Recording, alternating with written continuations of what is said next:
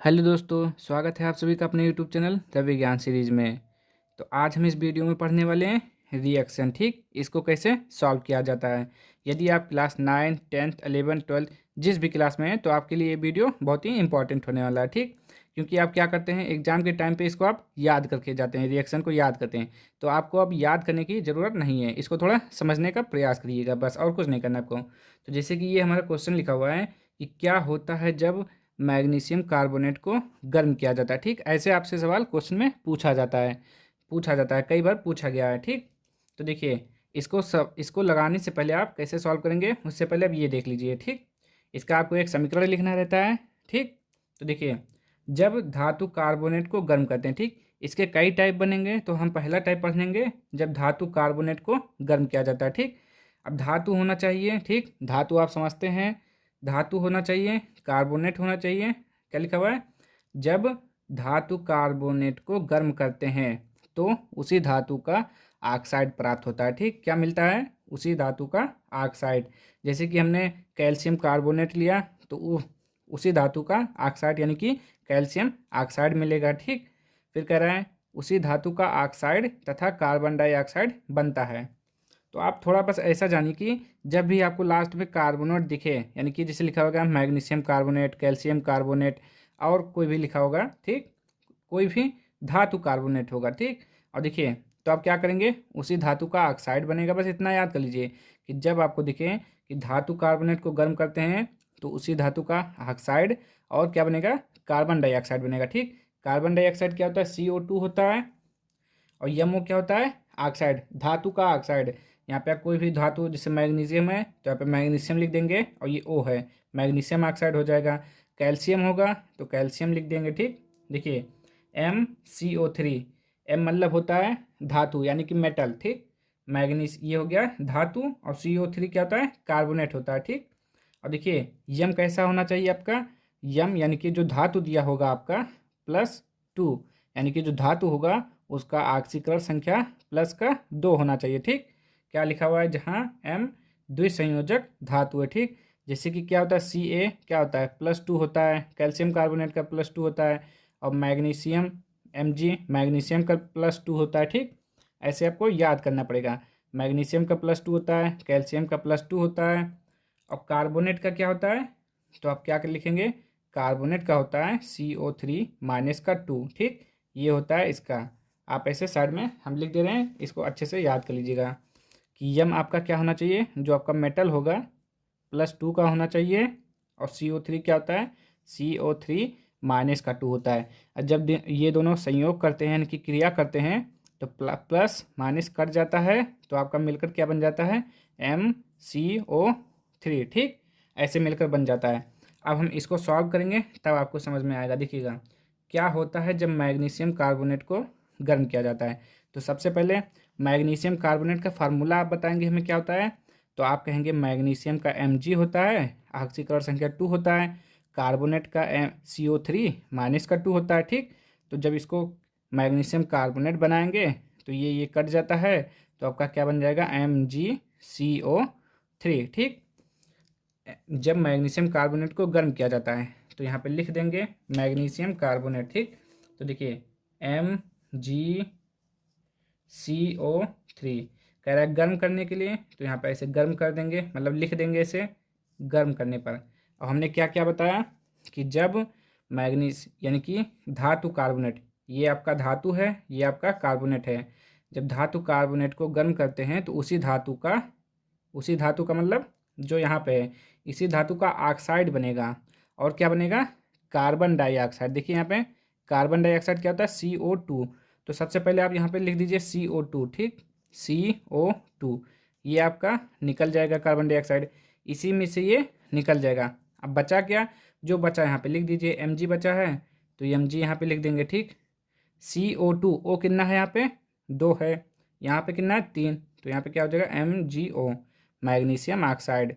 क्या बोला था हमने, जब धातु कार्बोनेट को गर्म करते हैं तो उसी धातु का ऑक्साइड, देखिए इसको गर्म किया हमने तो क्या बना, मैग्नीशियम का इसी धातु का ऑक्साइड बना। ठीक, धातु हमारा मैग्नीशियम है, ऑक्साइड बना, और क्या बना, कार्बन डाइऑक्साइड बनता है। ठीक, तो ये हो गया। अभी और 2-3 सवाल इसी पे करते हैं ताकि आपको अच्छे से समझ में आ जाएगा। ठीक, चलिए देखा करिए आप। चलिए एक और देखिए, क्या होता है जब कैल्शियम कार्बोनेट को गर्म करते हैं। ठीक, तो सबसे पहले आप हमें बताएंगे कैल्शियम कार्बोनेट का फार्मूला। नहीं पता है तो कैल्शियम का क्या होता है, Ca, ऑक्सीकरण संख्या इसका +2 होता है। ठीक, कार्बोनेट का क्या होता है, कार्बोनेट का CO3 माइनस का 2 होता है। जब दोनों जोड़ के बनाएंगे कैल्शियम कार्बोनेट एक साथ में तो क्या लिखेंगे, CaCO3, ये दोनों प्लस माइनस कट जाएगा। ठीक, तो ये हो जाएगा CaCO3 कैल्शियम कार्बोनेट। तो यहाँ पे लिख लेंगे CaCO3। गर्म करने के लिए कहा है, आप गर्म करने के लिए ऐसे लिख देंगे या फिर आप ऐसे साइन बना सकते हैं। ठीक, ये होता है गर्म करने का साइन। तो ये हो गया। अब हमने आपको क्या बताया, जब धातु कार्बोनेट, ये हमारा धातु, ये कार्बोनेट, जब धातु कार्बोनेट को गर्म करेंगे तो क्या बनेगा, कार्बन डाइऑक्साइड बनेगा, CO2, ये निकल जाएगा कार्बन डाइऑक्साइड। बचा क्या, क्या क्या बचेगा, Ca।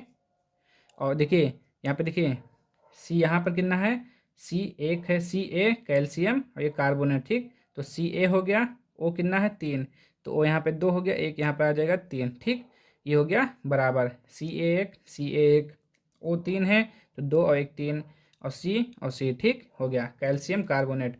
जब कैल्शियम कार्बोनेट को गर्म करते हैं तो क्या होता है, कैल्शियम ऑक्साइड और कार्बन डाइऑक्साइड बनता है। ठीक, ये हो गया। एक और देखते हैं, चलिए एक और देखिए, क्या होता है जब जिंक कार्बोनेट को गर्म करते हैं। जिंक कार्बोनेट का फार्मूला बताएंगे आप क्या होता है, तो जिंक का होता है Zn, ऑक्सीकरण संख्या +2, कार्बोनेट का CO3 माइनस का 2, क्या बन जाएगा आपका ZnCO3। ठीक, तो यहाँ पे आप लिख देंगे ZnCO3। गर्म करने के लिए कहा है तो गर्म करने के लिए कर देंगे कार्बन डाइऑक्साइड बनेगा। ठीक, और क्या बनेगा, इसी का ऑक्साइड यानी कि ZnO, जिंक ऑक्साइड। देखिए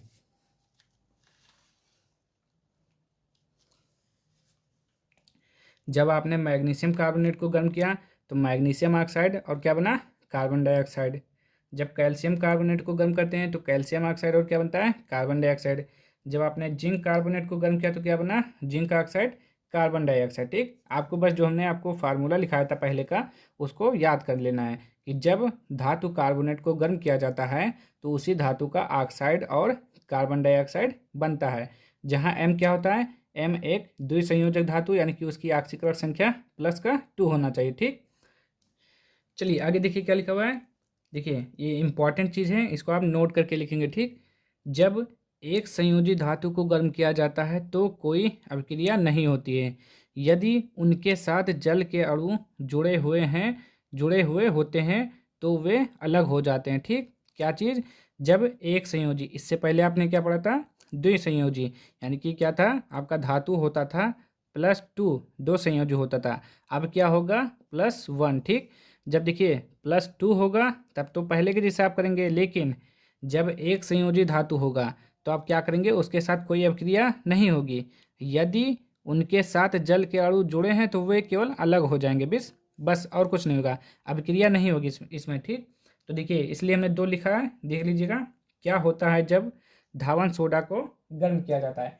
अब आप हमें बताएंगे धावन सोडा का फार्मूला क्या होता है। ठीक, तो आप क्या कहेंगे, धावन सोडा का फार्मूला होता है Na2CO3 इंटू 10H2O। ठीक, क्या होता है, Na2CO3 इंटू 10H2O।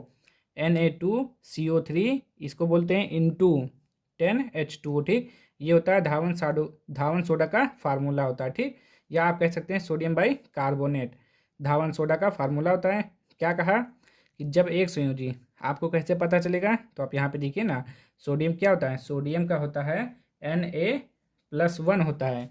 इससे आपको पता चलेगा कि ये एक संयोजी है या द्विसंयोजी है। ठीक, सोडियम हो गया, और पोटेशियम, यानी कि पोटेशियम मतलब क्या होता है, के का भी +1 होता है। ठीक, पोटेशियम का +1 होता है। और किसका होता है, अमोनिया, अमोनिया की क्या होता है, NH4 का +1 होता है। ठीक, तो इन सब का क्या होता है, एक संयोजी धातु हैं ये सब। जब एक संयोजी धातु को गर्म किया जाता है तो कोई अपक्रिया नहीं होती है, तो इसका भी कोई अपक्रिया नहीं होगी। तो यहाँ पे आप लिखेंगे इसे गर्म करने पर यदि उनके साथ जल के अणु जुड़े हैं तो वे अलग हो जाएंगे। जल कितना जुड़ा हुआ है? 10H2O। तो जल के अणु अलग हो जाएंगे और ये अलग हो जाएगा, ठीक। इसमें अपक्रिया नहीं होगी। तो CO3 Na2CO3 यानी कि सोडियम कार्बोनेट हो जाएगा और ये क्या हो जाएगा? प्लस का 10H2O।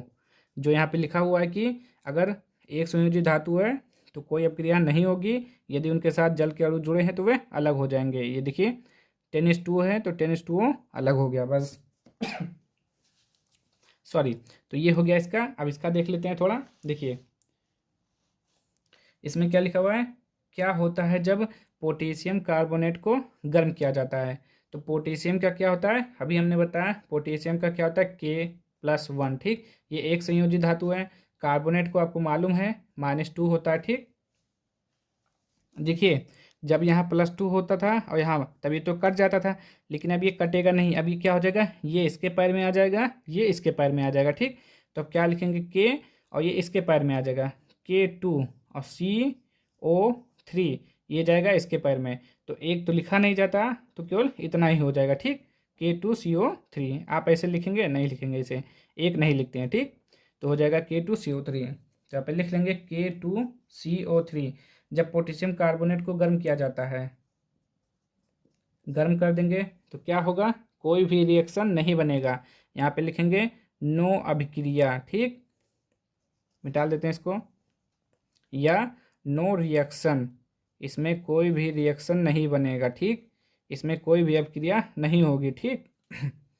हमने क्या लिखा था यहाँ पे, आपने ठीक है ध्यान से पढ़िए। यहाँ पे जब एक संयोजी धातु को गर्म किया जाता है तो कोई अभिक्रिया नहीं होती है। देखिए कोई अभिक्रिया नहीं होती है, तो इसका भी कोई अभिक्रिया नहीं होगा।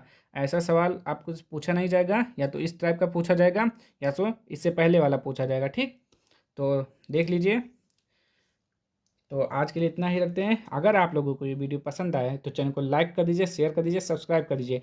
और ऐसे वीडियो चाहिएगा तो कमेंट बॉक्स में ज़रूर बताइएगा, ठीक। मिलते हैं नेक्स्ट वीडियो में, तब तक के लिए जय हिंद, जय भारत।